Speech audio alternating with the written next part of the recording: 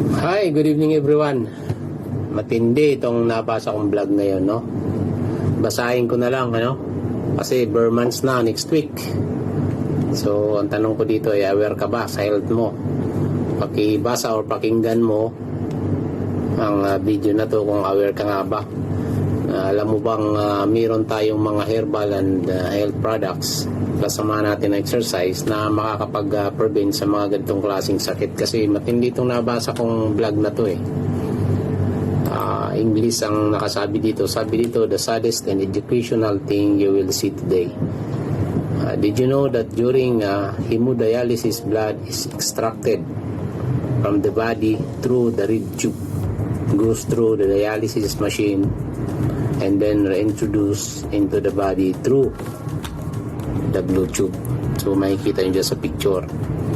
This process is repeated for 4 hours while the patient remains motionless in bed. Grabe. The procedure is performed 3 times a week, resulting in 12 times a month. And each time it takes 4 hours, resulting in a total of 48 hours a month. So grabe, matindi.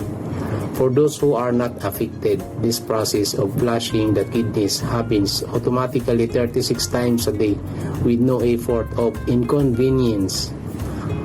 A hug to all who have gone through this process, their loved ones too, and one up to heaven to those who are no longer with us. God bless. Please take care of your kidney and also avoid diabetes. So grabe, no?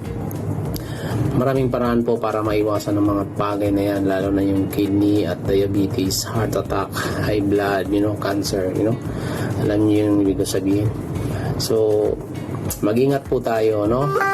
Kami po ay isa sa mga nag-introduce ng mga herbal and health products na pwedeng makapag-prevent dito. Samahan natin na exercise at diet at tamang pagkain, no?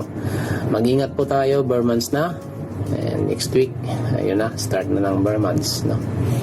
Sa mga katanungan nyo about sa aming products naman, regarding sa mga binibinta naming herbal, PM lang po, may WhatsApp kami dyan, no? Positive 97152 911-2168. God bless po, mga